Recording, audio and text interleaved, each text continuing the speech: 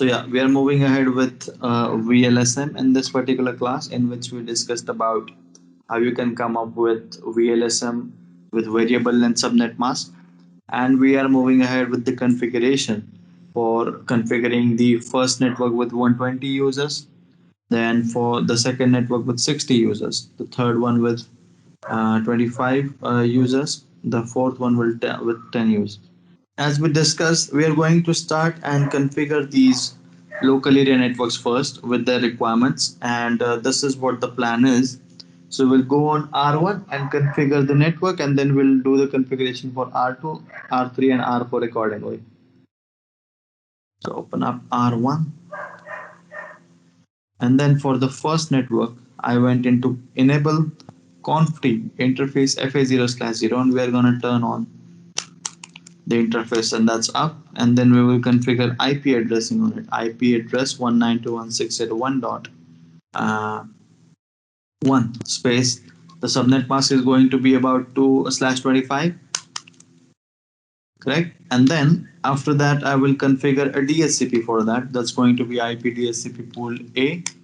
Then network 192.168.1.0 space 255.255.255.0, and then a default hyphen router 192.168.1.1. Make sense? Any questions over here? Then I'll go on the end device and just request for the IP addresses.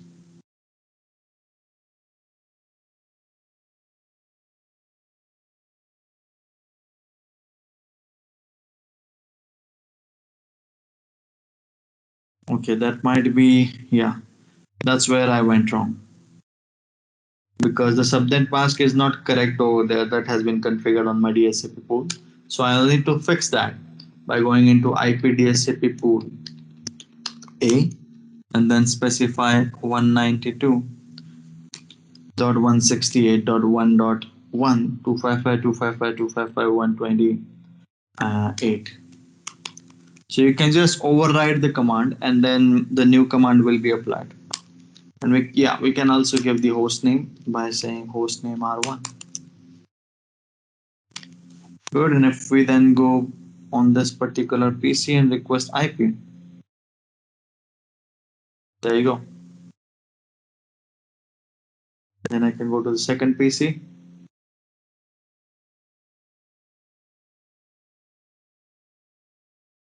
And good. I'm just reviewing the thing so that we can move ahead, because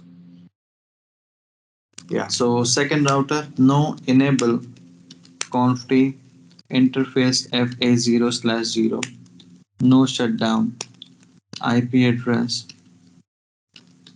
192.168. And then after that, 1.129, 255.255.255, 192. IP DHCP pool B, and then network 192.168.1.128, along with the subnet mask that we gotta use. And then you say default is 192.168.1.129, and then take an exit and say if your PCs are getting IPs. And we're good.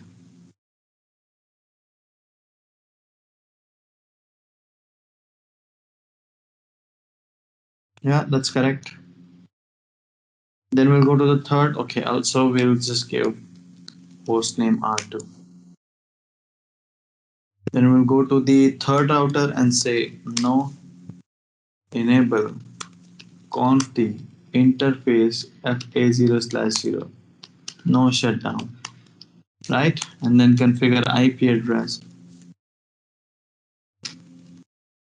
192.168.1 dot, I would say 193, and then 255.255.255.224, and then IP DHCP pool D, network 192.168.1 dot 192, 255.255.254. Yeah, you can use default router as default. And then I would say default 192.168.1.225. Wait, we are on R3, right? Okay,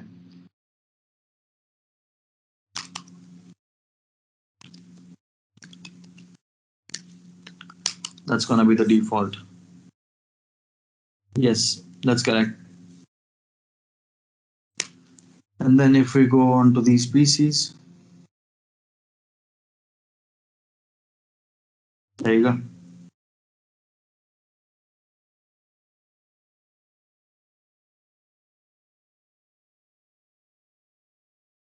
And you get the IPs. And then we will also name this as host name R3. And then we will move it to R4. Say no,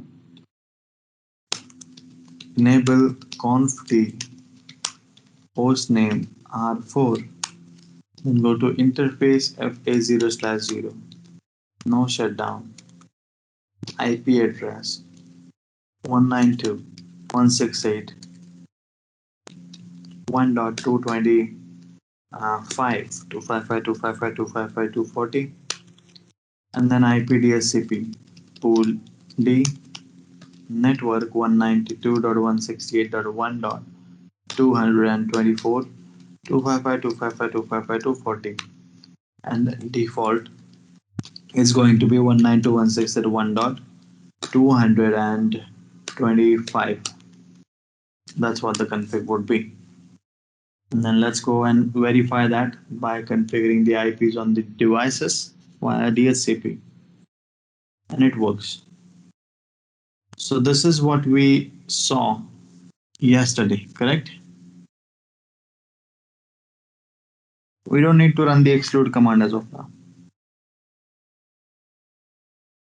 Now, what we are going to do is connect these devices together. So when we connect these devices together, I'll connect R1 with R2, and then R2 with R3, R3 with R4, and R4 with R1 again. Okay, that's what the configuration is as of now. And tell me one thing now. In order to send data from here, I would say, or in order to configure them, we discussed something about point to point subnet. Do you remember that? Regarding /30. Do you guys remember that we discussed about point to point subnet, that's /30, in which you only get 4 IP addresses as number of hosts, and only 2 of them would be usable. So this is where we use that. Now, how many IP address have we used as of now? We have used from 192.168.1.0 to 1 dot.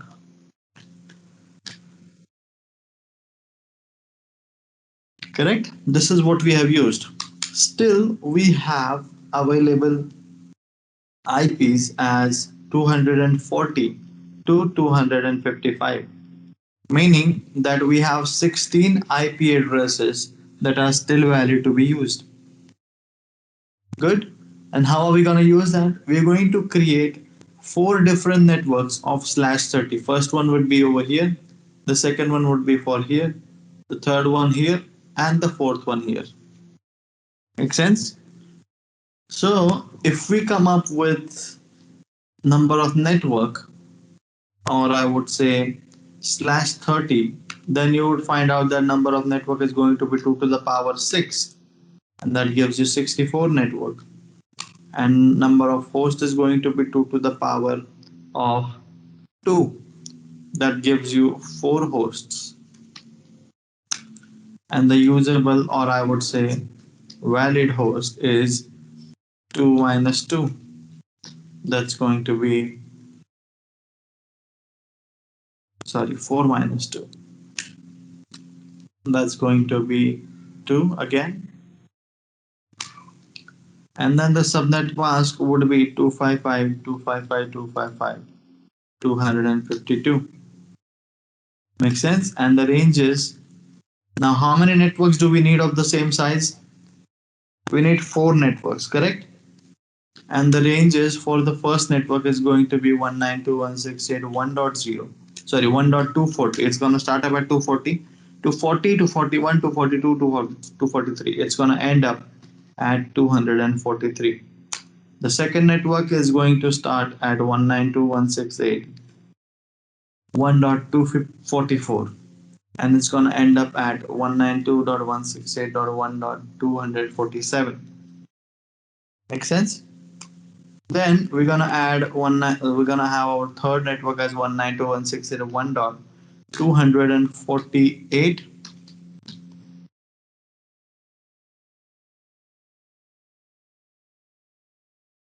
Yeah, the number of network doesn't really matter over here. What matters, Rachit, is number of hosts. So we will not be able to use 64 more networks. We are just going to use, I would say, the four networks that we have. So the third network is going to start at 248 and it's going to end up at 251. And the last network is going to start at 192.168.1.252 and that's going to end up at 255. This is how the networks are going to be, right? But that's going to be network ID. Oh, okay. There is some type. So all these 240, 244, 248, and 240, sorry, 252 is going to be network ID. And then 250, 243, 47, 51, and 55 is going to be the broadcast ID. So what will be the usable IP from the first network? That's 240 to 243. Can we say 241 and 242 will be usable? Perfect. So we're going to use those 240, the 241 over here, and we will use 242 over here. So if we consider or if we configure that FA, I would say, sorry, serial 2/0 interface with 192.168.1.241 slash 30 subnet mask on R1 and then 242 on R2's SE2/0, will those both interface talk with each other? Can we say that? Perfect. So we will just do that particular configuration and we will say open up the enable conf or enable port and then go to the SE. Now you can see over here that SE3/0 is this interface. You can move your router a bit and you will get to know that SE3/0 is this and SE2/0 is the below interface. So the port on which we need to configure 241 is SE2/0. So I'll open up that particular configuration mode and then go to interface SE2/0. If you need more IPs, then you can take other block of subnet mask from your network admin. And then you go to the interface and say no shutdown. Now, even if we did apply no shutdown, you see that the link didn't come up. So what you need to do, you need to also turn on the interface at the other end. So when we will turn on SE2/0 on R2, then and then only the port will come up. Do you understand that? So, but still we can move ahead with the configuration that you need to do. So let's say IP address 192.168.1.241 with the subnet mask 255.255.255.252. Correct? That's what the IP would be. And then we will go to the other interface on R2. Okay. Let's say I open that R2 and then say enable conf t interface SE2/0 again. And we say no shutdown. And as I hit no shutdown, you can see that the link came up. Okay. And it is the link on which you can say no shutdown is already configured, and then you can configure IP address as 192.168.1.242 space the subnet mask that you can use. And there you go, the IP address has been configured, and you can like actually ping.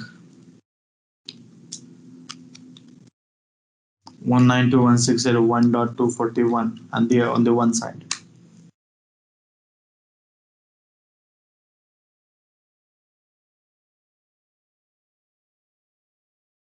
Okay, the ping is not going because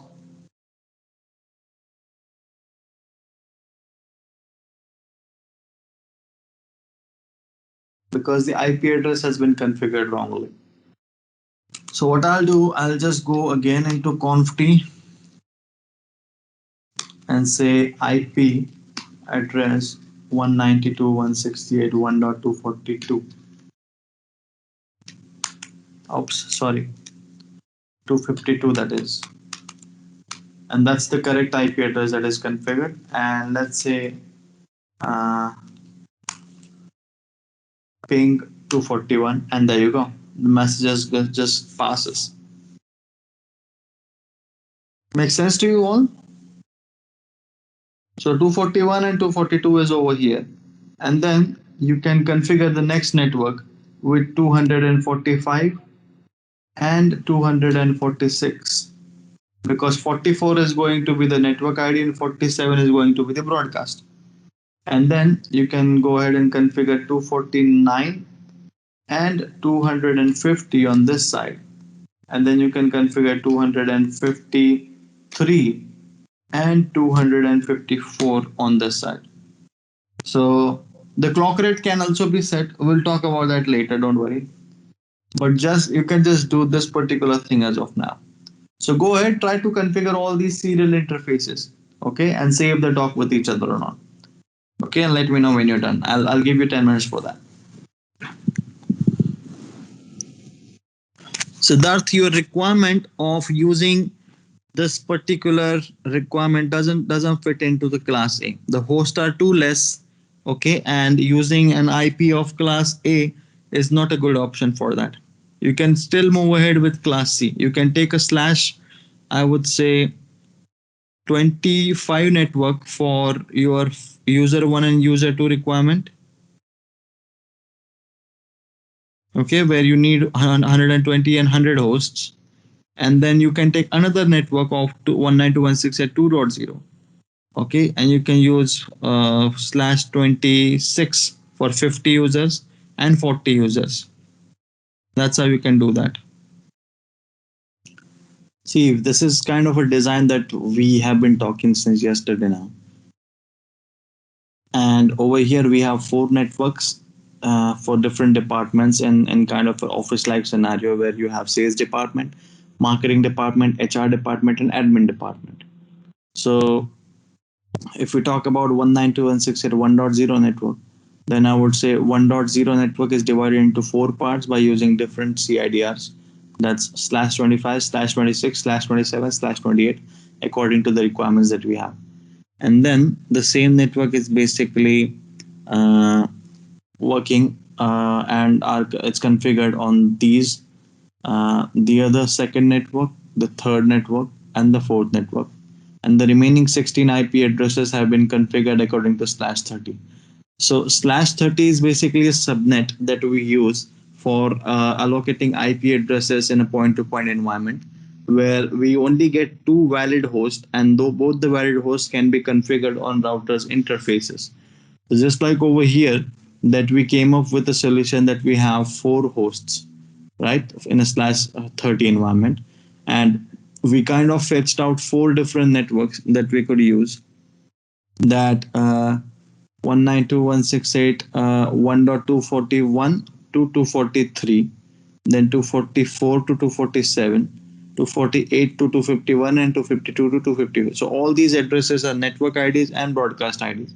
So we have kind of used the IP addresses in between of those network and broadcast IDs over here. That's what we have done. So I hope that's understood by you. Yeah, the IP and the IP of the router and default gateway needs to be same, because whenever the PC kind of sends the or PC needs to communicate with other network, then the routing information about that particular information is not available locally on the PC. So PC just needs to send the information to the gateway, so gateway can decide that how to forward that information into some other network. that might be connected with that router. So that's why we kind of go ahead with the logic that if there is any unknown network traffic that comes up, just send that traffic to router. That's why we put the gateway information or gateway IP address as the router's IP address. So it acts as kind of an exit door for the traffic that needs to go out of the network or cross the boundary of the network. All right, let's move ahead then. Now we are going to build up a network and we are going to see how actually static routing works. So let's see how static routing works over here. I'll just build up a small topology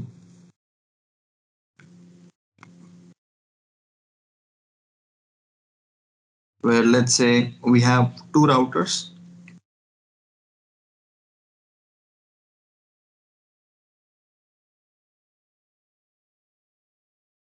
One router is over here and the other one is there.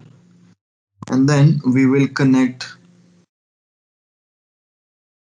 a switch with each of that particular router. And then we will have PCs. Oh, sorry.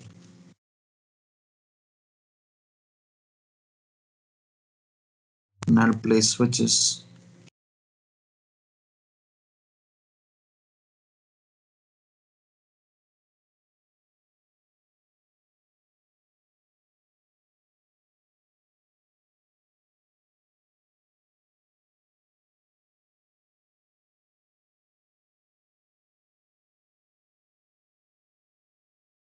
Good. And then the network that we are going to use,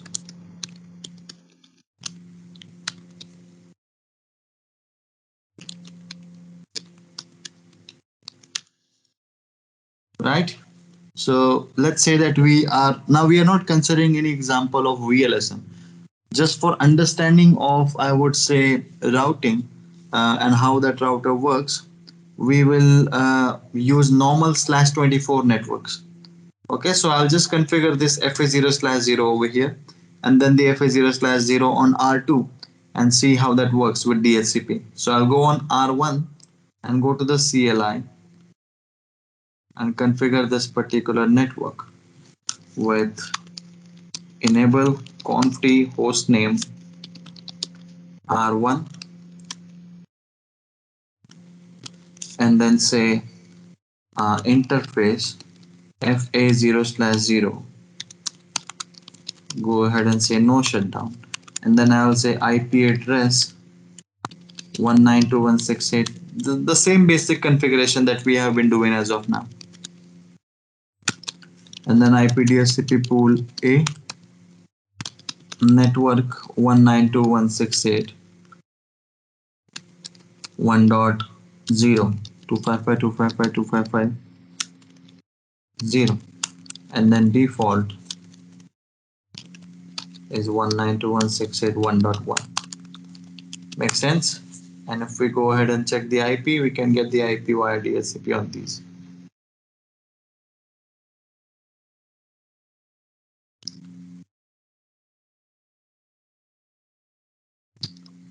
And there you go. Correct? Then after that, we will go and configure the same thing with 2.0 over here and say no enable conft interface FA0 slash 0. Sorry for the typo. No shutdown and then IP address 192.168 2.0 space 255.255.255.0. Okay, that's what the error you will see when you end up using the network ID and not the IP address. And then IP DHCP pool B network 192.168 2.0 255.255.255.0 and then default 192.168.2.1. That's what it's gonna be. And over here, the DHCP is working fine.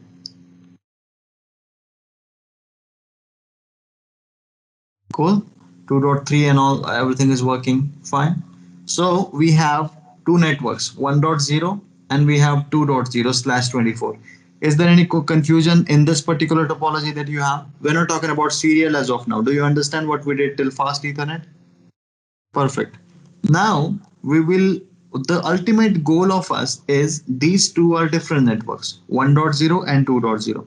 And what we want is we want these computers, like 1.0 computers, to talk with 2.0 computers. Correct? So the source is going to be, let's say, 1.2 and destination is going to be 2.2. And we'll talk about how to save configuration and all, but that's fine. You can just use a command that says go to enable mode, and over here you can use copy run space start and hit enter, and your configuration will be saved. Okay, so you can say copy run space start in order to save the config. So coming back to the topology, we have 1.0 and we have 2.0. Now, in order to send traffic from this PC to this PC will, like the PC1 on, like the 1.2 PC will send the traffic first onto its gateway, correct? And the gateway will receive that information. That's the information will reach out, or the packet will reach out on R1. Then R1 needs to send this traffic to R2, and then R2 will disperse that traffic onto the PC. So for that, this R1 and R2 should communicate by using this link, right? Do you understand that? And just for that, we need to configure some IP addressing onto this network as well. And let's take another network that says 192.168.3.0/24. Correct? We're not using /30 over here. We'll just continue to use /24 as of now for the ease of the understanding how routing works. And then we will configure 3.1 on this side, and we will configure 3.2 on the other side. Make sense? So I'll open up this particular R1 and I'll go to interface SE2/0. So I'll say interface SE2/0 and then say no shutdown and IP address 192.168.1.1, sorry, 3.1 space, I'll use 255.255.255.0. Make sense? Then after that, I will go on to the other router and configure 3.2 on this. So this is, I guess, R2, and then I will go to interface SE2/0 and no shutdown IP address 192.168.3.2 255.255.255.0 and take an exit from there. Do you understand what we did? We just turned up this particular link by configuring basic IP config on this. We'll talk about public IPs later, don't worry. That's none of our concern as of now. Default is basically a shortcut of default routing. There's nothing else. I can use short forms of syscop commands. Like instead of using IP address, I can use just add. Right? And then instead of no shutdown, I can say no shut. Instead of interface SE2/0, I can say int SE2/0. So these are all short forms that I use. Right? So even if I'm typing by staying into like IPDSCP, I already gave the command for saving the config. That's copy space run space start into the user mode. I don't understand why you guys don't note it down.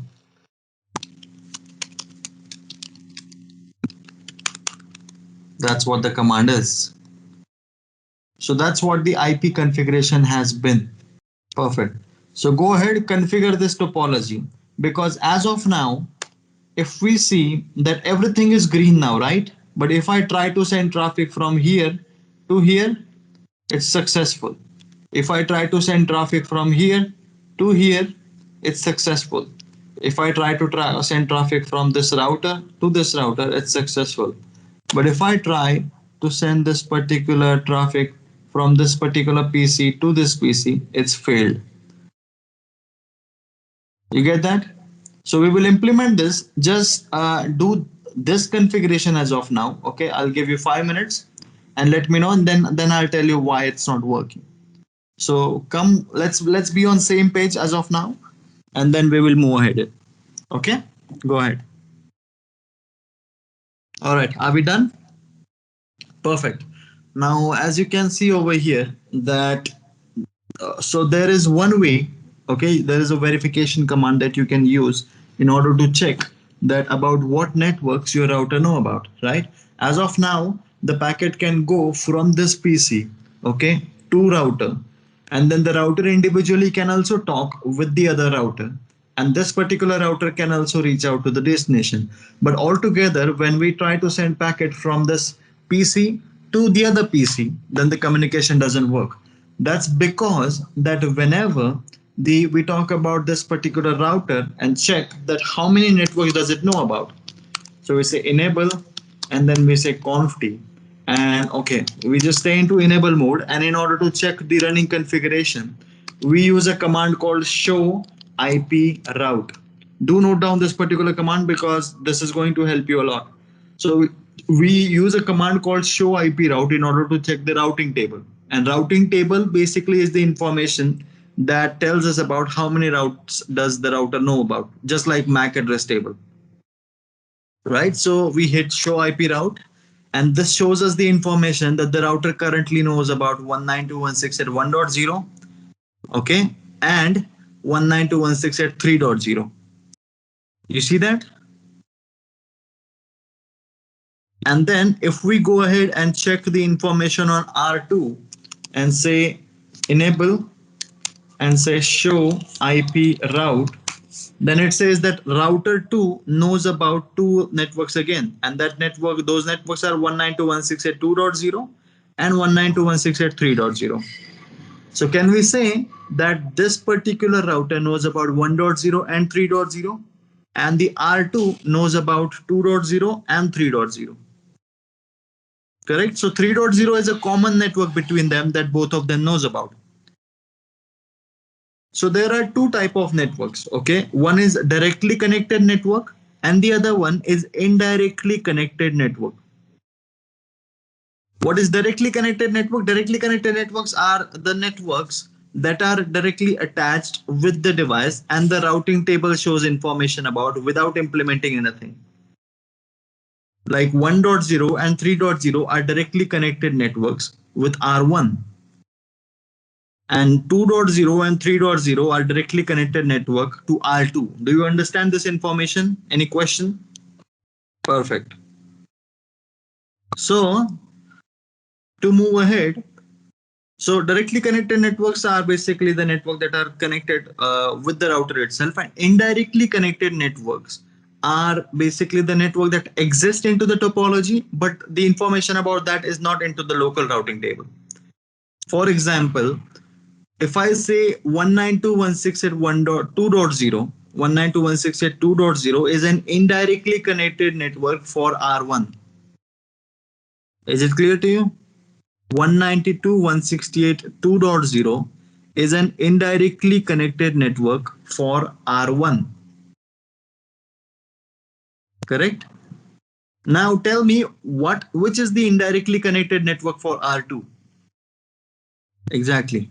192.168.1.0 is indirectly connected information for R2. So in order to make the communication happen between these PCs and these PCs, what we do, we tell to R1 about how to reach out to R2, correct? And we tell to R2 that how to reach out to R1. Make sense? We tell each and every router that is present over there and update their routing table with the information that how can they reach out to the indirectly connected networks. And we are adding this information statically inside the routing table. That's why we call it as static routing. Do you understand that? Perfect. And how do we do that? So we saw that on R1, the information that is present is 1.0 and 3.0. Now we will add 192.168.2.0 information over R1 inside the R1 by using a command called IP space route.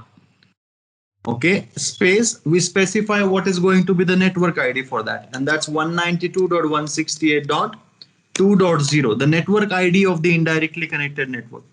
Space, we specify the subnet mask of that network. Okay, and space, we also need to specify that by using which direction are we forwarding the traffic. So we say that whenever I need to forward the traffic on my SE2/0 interface, if I want to reach out to 2.0, makes sense. So we specify the exit interface over here, that by using which exit interface shall I forward the traffic to 2.0. So we specify over here that we can forward the traffic by using SE2/0. Do you understand this command? And we hit enter. Pretty simple command. We say IP space route space, we specify the indirectly connected network ID and its subnet mask, and we say by using which interface, which exit interface needs to be used to forward the traffic to that network. Are we good? That's what we will do on R1. And if we check the information now, we will again verify the routing table by saying show IP route, and you can see that a new route has been added that says 2.0 is directly connected by using SE2/0. So either you can use SE2/0 or you can use 3.2. Okay, we use the next hop. The R2 is considered as next hop. So we either use the exit interface of your router or you use the entry interface IP address of the next hop. That will be 3.2. That I want to send the traffic to 3.2 in order to make it reach to 2.0. But we will just continue to use exit interface. That's much easier for you. Let's not go into the details because otherwise we will move ahead to CCNP. So yeah, let's stick over here.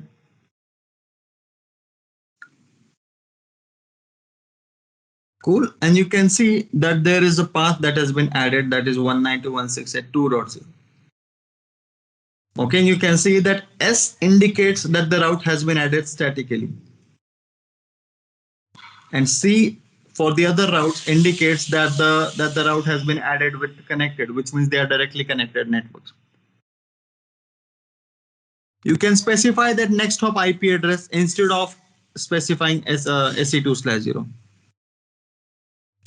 Okay, you can just say IP space route space 192.168.2.0 space 255.255.255.0 space 192.168.3.2.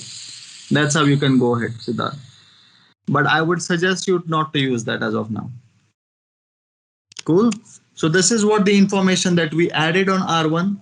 And then let's go ahead and add the same information and add a route of 1.0 on R2. So we will go to conf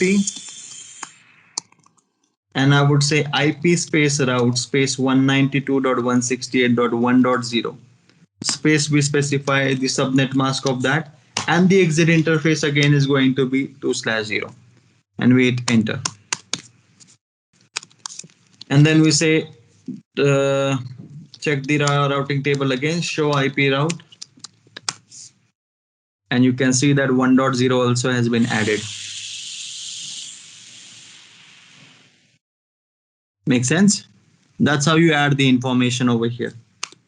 And that's how the routing tables are updated, that we statically added the information.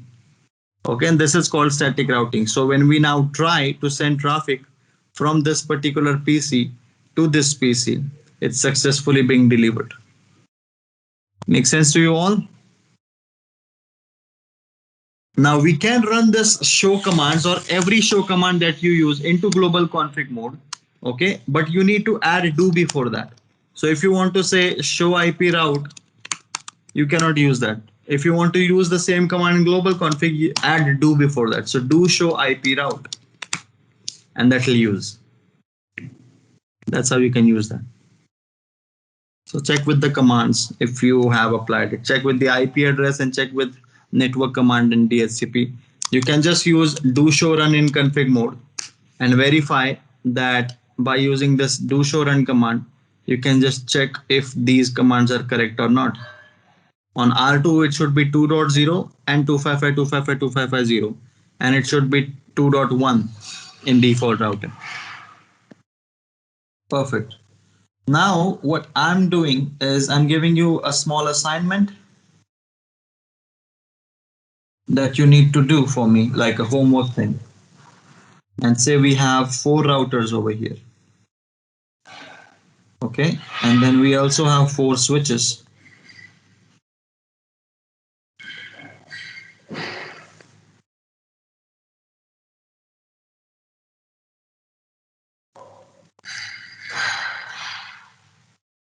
And then we have these PCs. And then I'll connect them together.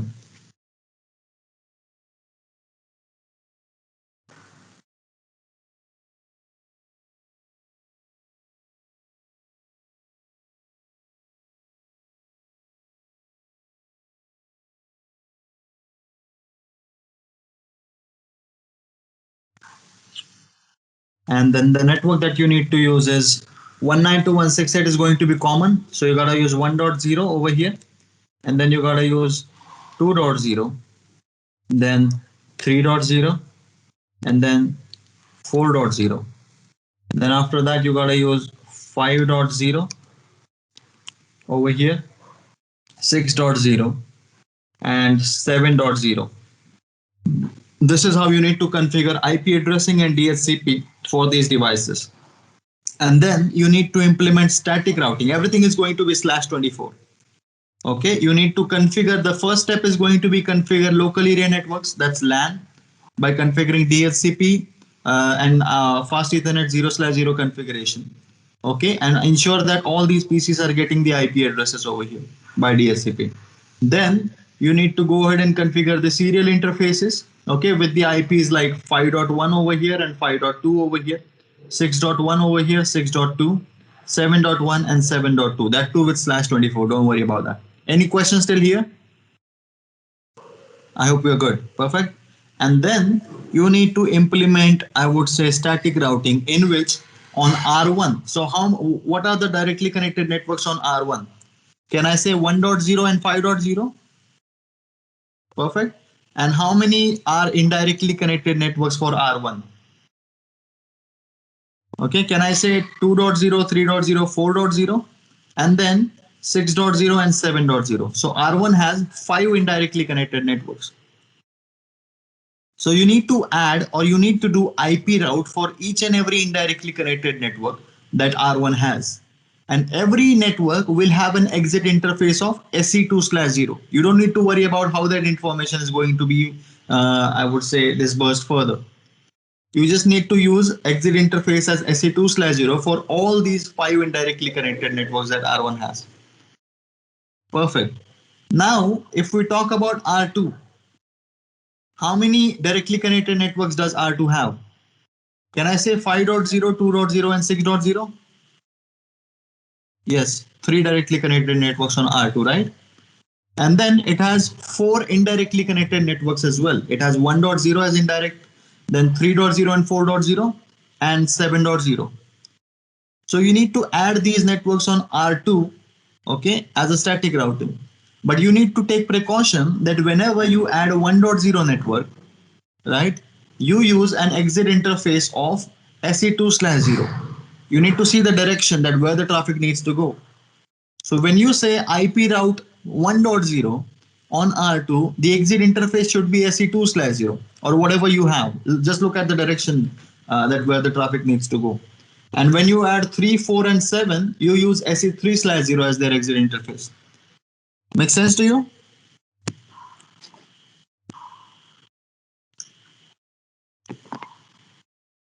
Perfect. So that's how the configuration will be. Okay. And this is what the homework is going to be for you guys. Make sense? And that kind of wraps up our static routing. Okay. And then we are going to see how dynamic routing and default routing works. Okay. We are going to configure RIP tomorrow. RIP is not rest in peace, I would say. It's routing information protocol. So we will see how default routing works in a smack of like a minute, and then we will move ahead to dynamic routing tomorrow. Okay, it's not a good idea to start with RIP today. Just digest the static routing today, and then we will move ahead with the for dynamic routing tomorrow. So I hope, thank you so much for tuning in today for this small session. We will continue tomorrow.